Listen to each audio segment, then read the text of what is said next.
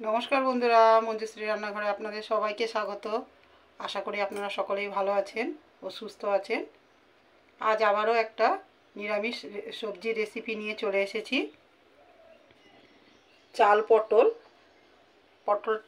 মানে রেসিপিটা খুবই সুস্বাদু হয়। তো তার জন্যে লাগবে, চাল পটল করার জন্য আমি নিয়েছি 250 গ্রাম পটল, এরকম বড় আকারে 2 টুকরো করে কেটে নিয়েছি। আর নিয়েছি একটা মাঝারি সাইজের আলু।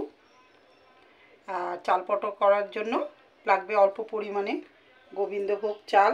চালটাও আমি আধ ঘন্টা ভিজিয়ে রাখার পর এরকম জল ঝরিয়ে রেখেছি। আর সঙ্গে লাগবে একটু আদা বাটা, একটা ছোট টমেটো, আর শুকনো মশলা কিছু পরিমাণে লাগবে। তো প্রথমেই গ্যাস জেলে আমি কড়াই বসিয়ে দিয়েছি।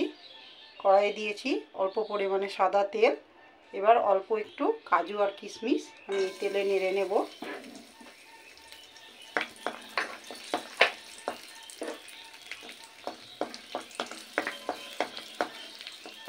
হালকা নেড়ে নিয়েছি, দিয়ে এবার কাজু কিশমিশটা তুলে নেব। এবার চালটাকেও একটু এই তেলের মধ্যে নেড়ে নেব।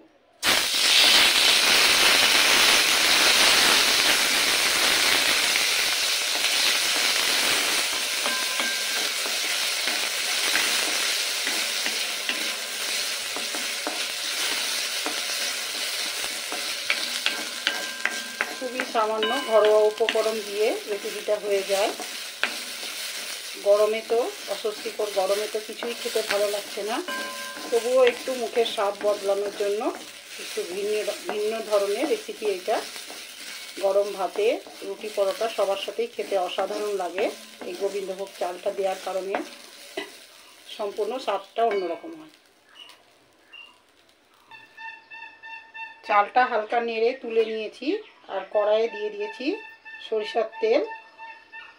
পটলটা আমি সরষের তেলে এবার ভেজে নেব। রান্নাটা সরষের তেলে করব, আপনারা চাইলে সাদা তেলেও করতে পারেন। তো প্রথমেই পটলটা ভেজে নেব। কড়াইয়ে দিয়ে দেব অল্প পরিমাণে লবণ, আর দেব একদম সামান্য হলুদ। পটলটা একটা সুন্দর কালার আসবে, তো পটলটা একটু লাল করে ভেজে নেব।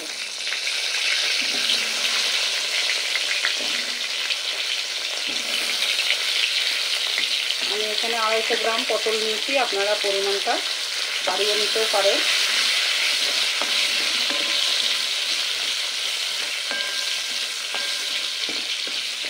ঢাকা দিয়ে ভাজবো না, এই রকমই মিডিয়াম আছে পটলগুলো লাল করে ভেজে নেব।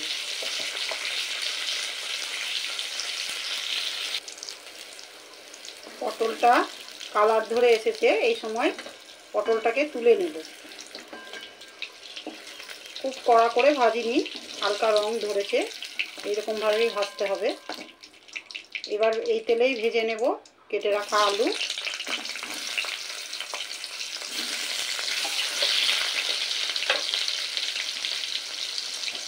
আলুটাতে একটু লবণ দিয়ে দিতে হবে, তাহলে আলুটাও অনেকটাই নরম হয়ে যাবে। এবার আলুটাকে একটু লাল করে ভেজে নিতে হবে ঢাকা দিয়ে, তাহলে আলুটা অনেকটাই নরম হয়ে যাবে। ঢাকা দিয়ে আলুটা মিনিট 2 ভেজে নিতে হবে।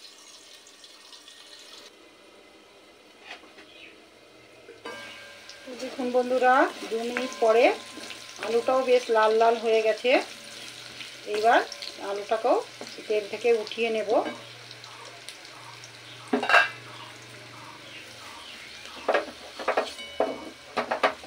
পটল একঘেয়ে দম, কষা, বিভিন্ন রকম রান্না খেয়ে একঘেয়েমি হয়ে গেলে স্বাদ বদলানোর জন্য আপনারাও একবারে এইভাবে ট্রাই করতে পারেন, আপনাদেরও খুব ভালো লাগবে। আমি আর বেশি তেল দেব না, এই তেলটাতেই রান্নাটা করে নেব। তো ফোড়নে দিয়ে দেব 2টো তেজপাতা, একটা শুকনো লঙ্কা, আর এখানে নিয়েছি গোটা গরম মশলা, একটা দারচিনি স্টিক, আর 2টো এলাচ ফাটিয়ে নিয়েছি, সঙ্গে 2-3টে লবঙ্গ, আর দিয়ে দেব অল্প পরিমাণে গোটা জিরে। আপনারা যদি রেসিপিটা আমিষ খেতে চান তো এই ফোড়নের সময় একটা পেঁয়াজ কুচি দিতে পারেন। তো আমি যেহেতু সম্পূর্ণ করছি সেই কারণে পেঁয়াজটা দেব না, আদা আর লঙ্কা বাটা দিয়েই সম্পূর্ণ রান্নাটা করব। তো ফোড়নটা লাল করে ভেজে নিয়েছি। এই সময় দিয়ে দেব একটা ছোট সাইজের টমেটো নিয়েছি, টমেটো কেটে রেখেছি, দিয়ে দেবো টমেটো।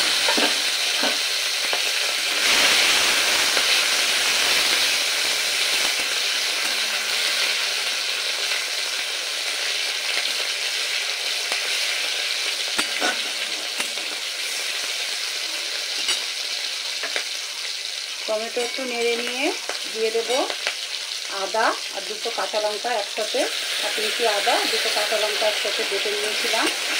দিয়ে দিলাম আদা কাঁচা লঙ্কার পেস্টটা। এবার আদা কাঁচা লঙ্কার পেস্টটা দিয়ে মশলাটা খুব ভালোভাবে কষিয়ে নিতে হবে যাতে আদার গন্ধটা চলে যায়।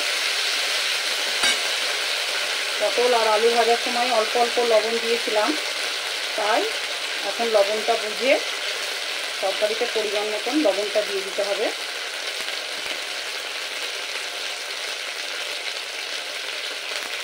মশলার সাথে ভালো করে মিশিয়ে মশলাটা আবারও কিছুক্ষণ ধরে কষাতে হবে।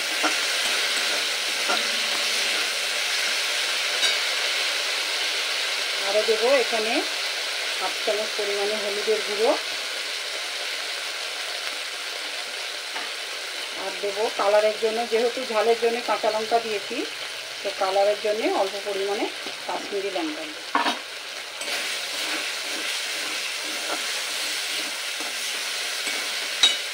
মশলাটা যাতে পুড়ে না যায় তার জন্য মশলার বাটি ধোয়া একটু জল দিয়ে মশলাটা আবারও খুব ভালোভাবে কষিয়ে নেব। যে কোনো রান্না মশলা যত ভালো করে কষানো হবে রান্নার স্বাদও তত বেড়ে যাবে।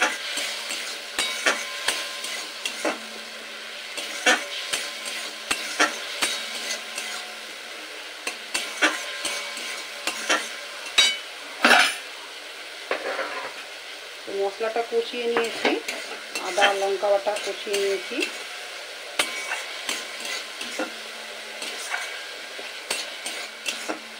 এই সময় দিয়ে দেব ভেজে রাখা চাল। এবার চালটাও দিয়ে খুব ভালোভাবে কষিয়ে নেব।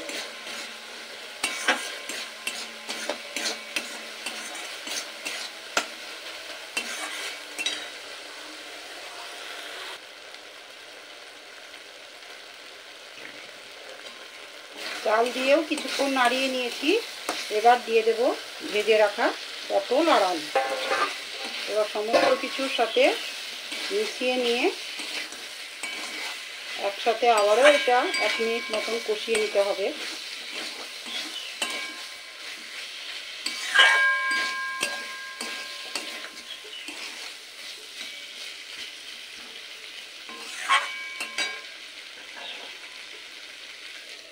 মিনিট আর একটু ঢাকা দিয়ে কষিয়ে নিতে হবে।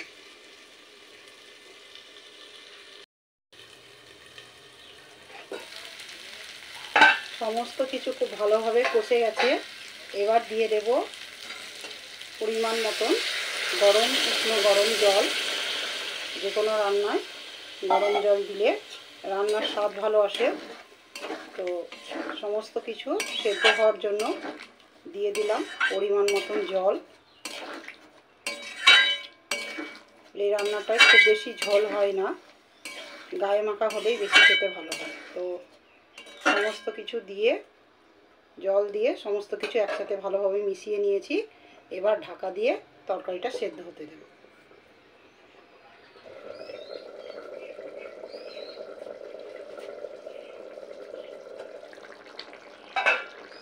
তরকারিটা খুব ভালোভাবে ফুটছে, ঝোলটা আরও কিছুক্ষণ শুকাবে। তো এই সময় দিয়ে দেব ভেজে রাখা কাজু আর কিশমিশ।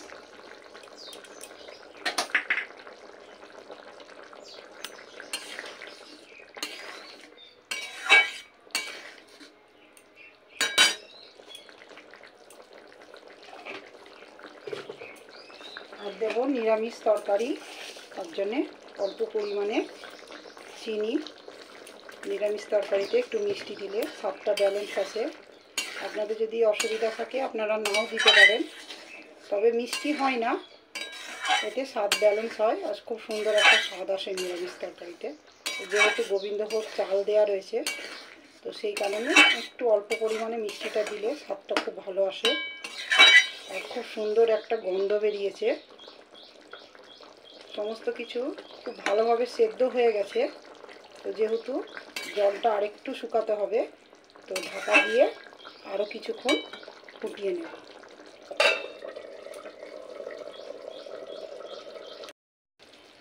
তো রেডি হয়ে গেছে। 5 মিনিট ঢেকে রাখার পর আপনাদের দেখাচ্ছি পরিবেশন করে কেমন হয়েছে আমাদের চাল পটলের রেসিপি।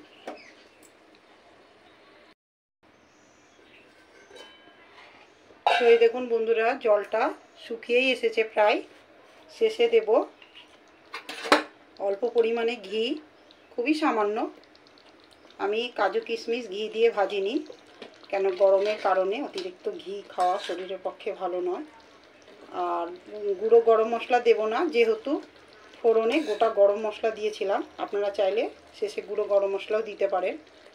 তো আমি রান্না সবসময় খুবই তেল মশলা কম দেওয়ার চেষ্টা করি। তো রান্নাটা হয়ে গেছে। 5 মিনিট ঢেকে রাখার পর আপনাদের পরিবেশন করে দেখাচ্ছি যে আমাদের চাল পটলের রেসিপিটা কেমন হয়েছে। তো এই দেখুন বন্ধুরা, রেডি হয়ে গেছে আমাদের চাল পটলের রেসিপি। অতি সাধারণ রান্না, ঘরোয়া কিছু পদ্ধতি দিয়েই রেসিপিটা হয়ে যায়। তো আপনারাও একবার এইভাবে ট্রাই করবেন, আশা করি আপনাদেরও খুব ভালো লাগবে। তো ফিরে আসবো আবার নতুন কোনো রেসিপি নিয়ে। আমার পেজটি ফলো করে চ্যানেলটিকে সাবস্ক্রাইব করবেন, বেশি বেশি বন্ধুদের সঙ্গে শেয়ার করবেন। সকলে ভালো থাকবেন, ধন্যবাদ।